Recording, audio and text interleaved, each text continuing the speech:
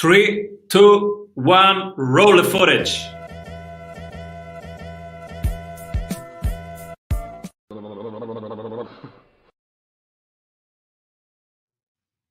Welcome back, everybody, to the Strategy Sprints podcast. I'm Severino, your host. And today, my guest, for over 20 years, my guest has helped businesses see the bigger picture and use that vision to eliminate the constraints that clutter the path to their success. His experience ranges from business ownership, marketing and consulting to software application development for small to large and multinational corporations. Today, he is an interventionist, a world changer, a podcast host, and an entrepreneur and an advisor. Welcome, everybody, Jason Todd. Thank you. This is great. You know what? You more concisely said what I do than I probably say it. That was great. Thank you. I guess that comes with the job.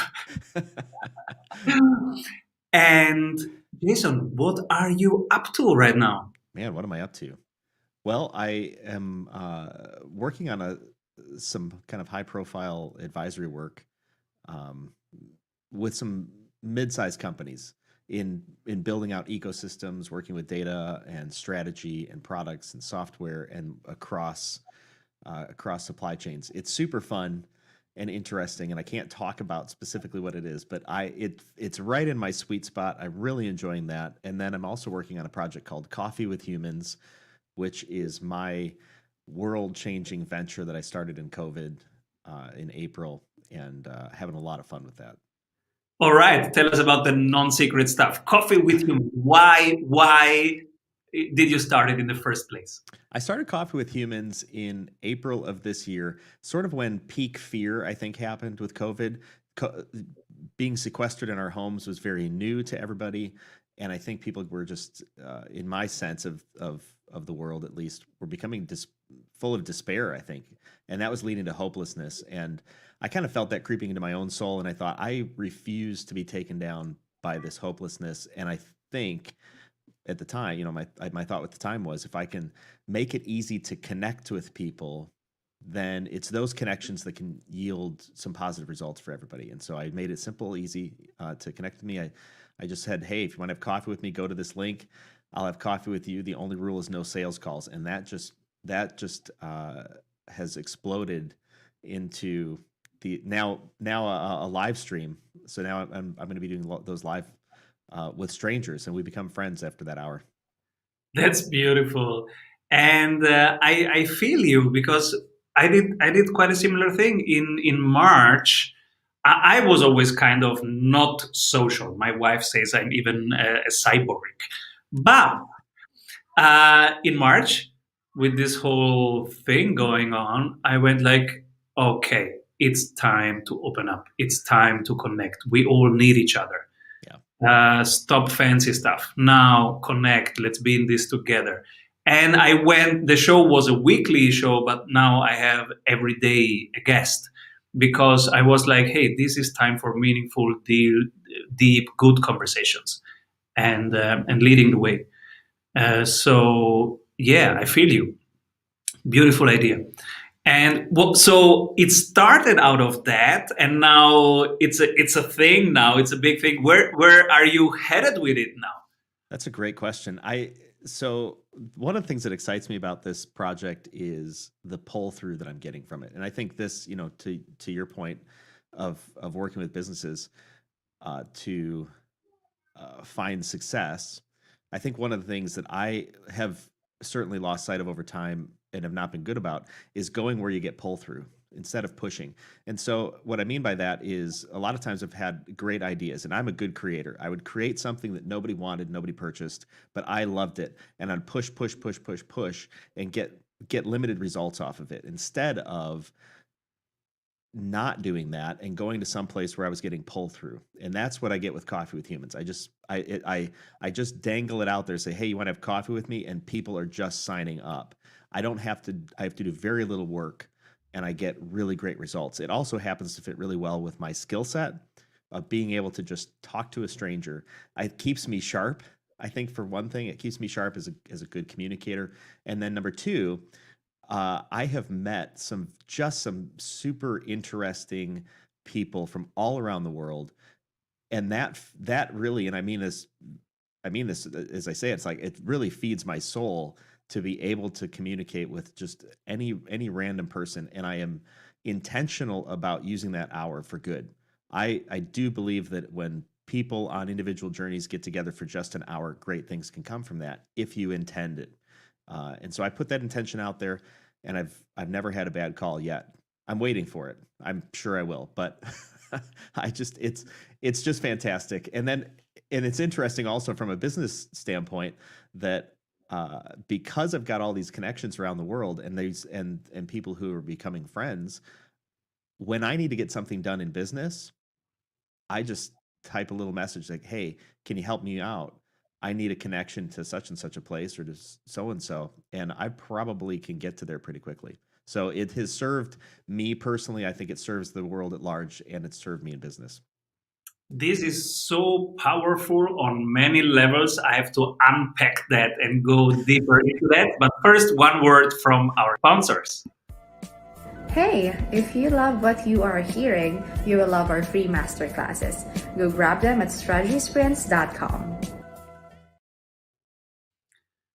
It's so powerful because now, a friend of mine just recently gave me a book as a gift, and he said this is kind of a book for a lifetime, and it's called the Tao of Leadership, Mm. and it's basically the Tao Te Ching. I hope I spell it correctly. Sorry if I offend somebody. And regarding to how you lead your life and you lead others. So it's very small things, like small impulses, and most of them circle around finding the middle ground between pull and push. So exactly what you're saying. And the masculine and the feminine, the yin and the yang, not pushing too much, because pushing once into a system will push double back. You create all sorts of problems within yourself and in relationships if you push too much. Yeah. And we all know it here, but nobody and most people don't know how to do it. And we go back into the old mode and we push. When we train, we push. When we talk to people, we push. So this is so beautiful because you have found a way to do it every day. I'm learning. Yeah. I wouldn't be so clear as to say I found a way, but it is, I think, something I'm learning. I am very clearly in my own mind, at least, moving into these things that I get pull through on. And again, I agree with you and whoever you have heard all that from, that you can do damage by pushing too much. And I have, for sure. I mentioned I'm a great creator. I can create all sorts of things. I'm really fantastic at it, and I will create things that are just not their time, or it's something that is great. It's fantastic, but there's not a market for it, or not a good enough market for it, or there's not enough return on it.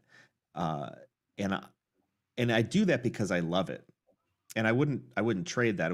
I don't think that it's necessarily a quote unquote bad trait, but I think there are better ways to do it, and I do believe that there's got to be some sort of balance between I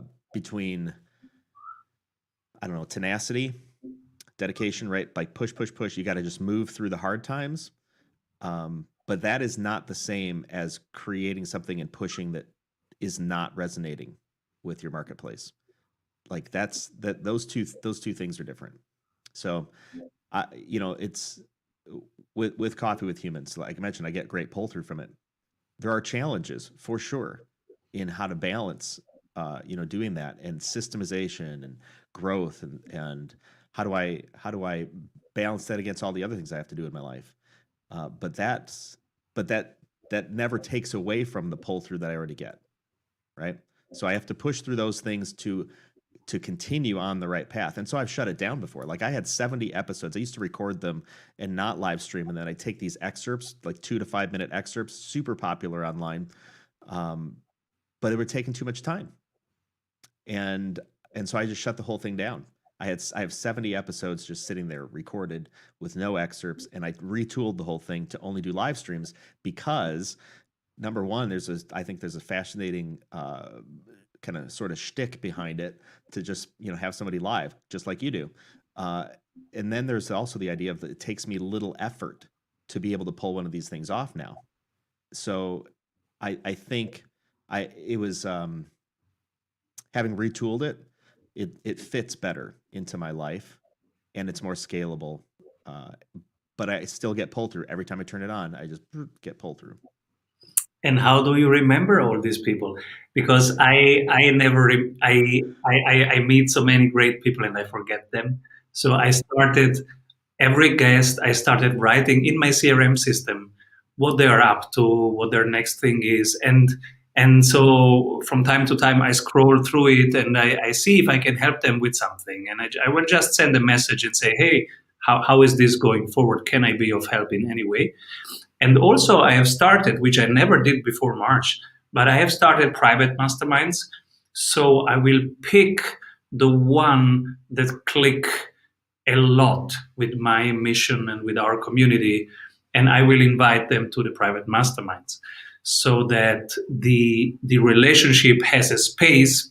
If I feel compelled to intensify the relationship, that I have something to invite to, because I had never something like that. Our main thing is really expensive, so I never had like a way to say, hey, that's cool, let's move this forward.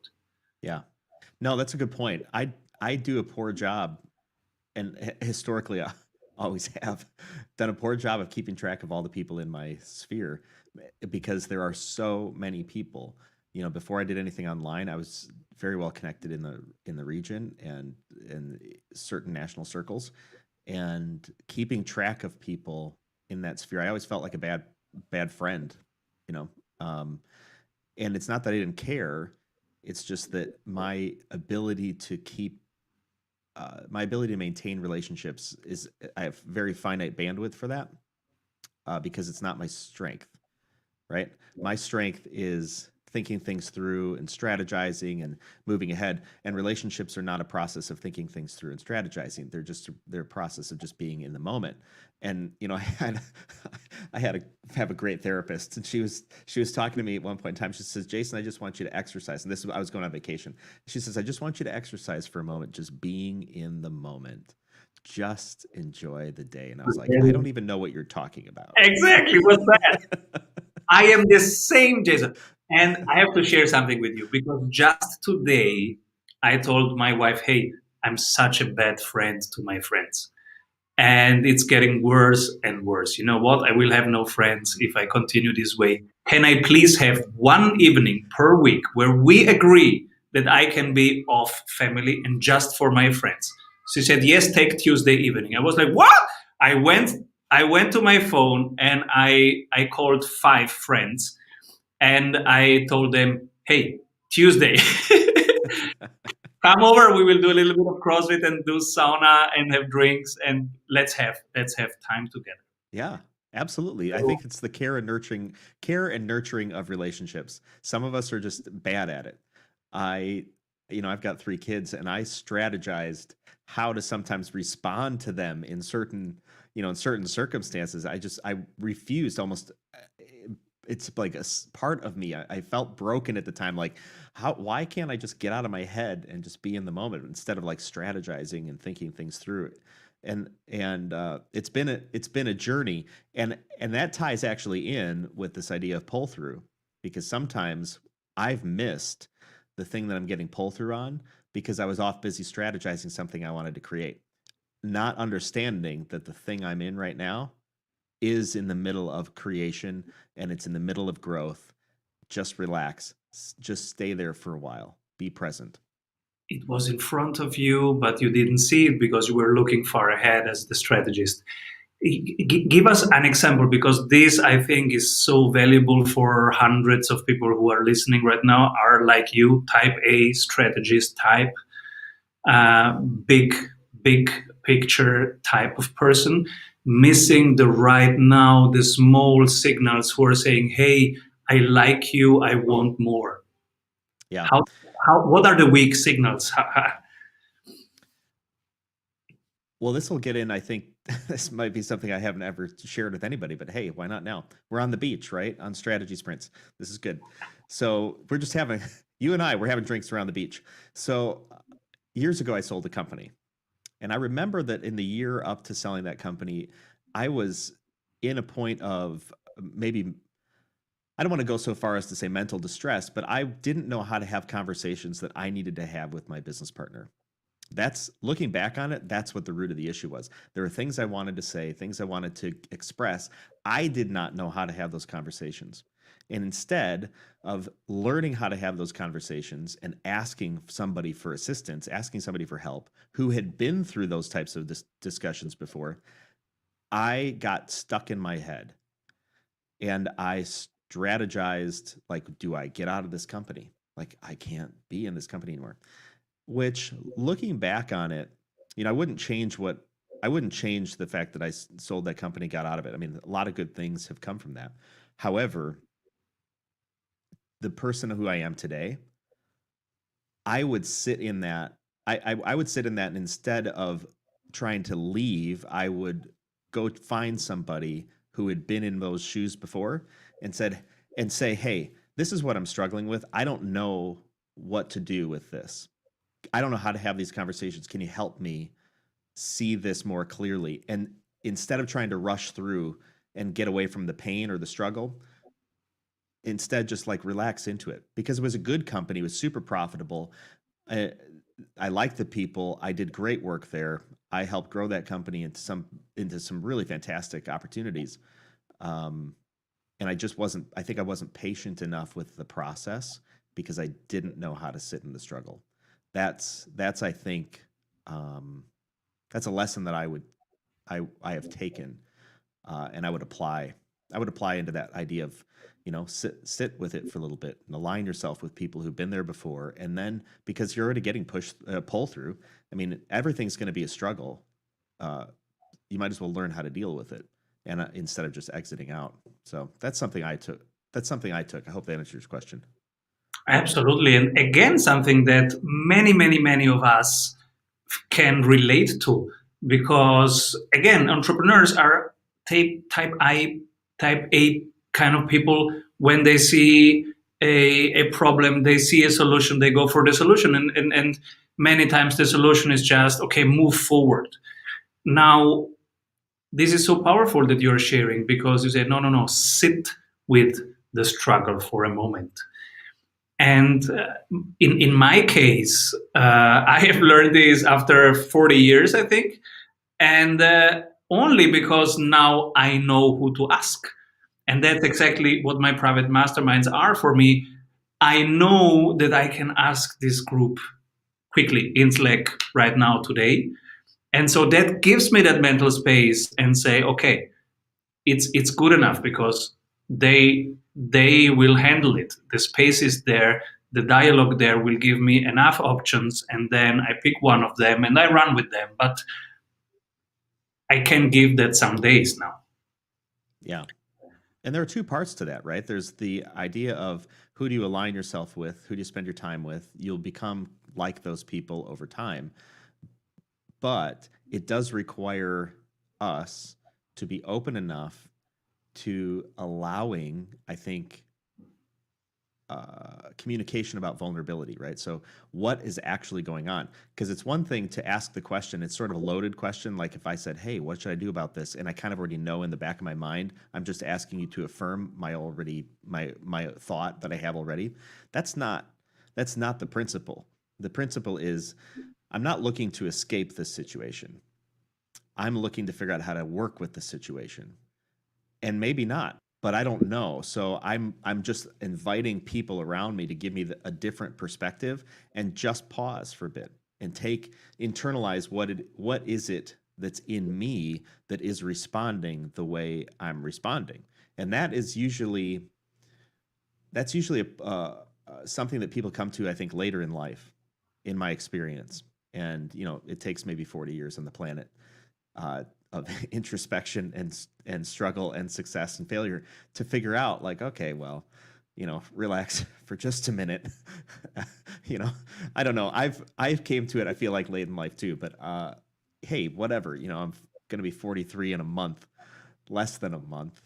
Uh, and the fact that I now can be open about those things, I think it will only serve me well. And honestly, I'll be better for everybody else around me too, which is super important to me, right? I mean, that's why you and I think things through, because we want to make sure that things are good for everybody around us. That is admirable. But if we're not taking care of ourselves, pretty soon it's not going to be good for everybody around us. This is really powerful what you're sharing. And it's interesting. Just yesterday, I changed the way I do exercise because I do always in the morning some endurance and in the afternoon some strength training. Just because I'm in my 40s, I need to stay sharp. And I changed the way I do the weight exercise because I always used this kind of very masculine, very intense CrossFit with some very masculine, very loud music, which was usually hip hop or something really masculine. And what I do now, it's push, push, push. And what I do now since yesterday is wait a moment, what if I put up Audible and listen to a nice audiobook Hmm. and do the same weights, but with a whole different awareness, with a more balanced, less push, and more pull push attitude. It changed everything, Really? and also it's much more balanced, and also the book was great. I forgot the title, but it is the main message was it's a spiritual book. And the main message was, spiritual growth is if you learn to embrace whatever is here right now. If Yeah. you like it or not, the degree in which you can sit with it and say, yes, this is what is here right now. I'm sitting with it. I'm saying hello to it. That to that degree you are evolving spiritually. Yeah, I agree. It is I think the principle of uh, being able to rest in all circumstances, which is difficult. I phrase it like this, and this is kind of my word for the year, phrase for the year, which is love your journey. Yeah. I've often loved destinations and seldom loved life's journey. I was not there for life's journey. I was on my way to another destination. And certainly when it came to a time of struggle, I was definitely trying to figure out how not to struggle. I was moving through it instead of being okay with I am in a point of struggle and there is something for me here. That I think is an attitude that I'm learning to love. I'm learning to be okay with, right? Uh, because a lot of our best growth is had in those times of struggle. Looking back on it, and I think I can take more from those times. Certainly, uh, like so. For instance, you go to a bar. Maybe you don't. I go to a bar.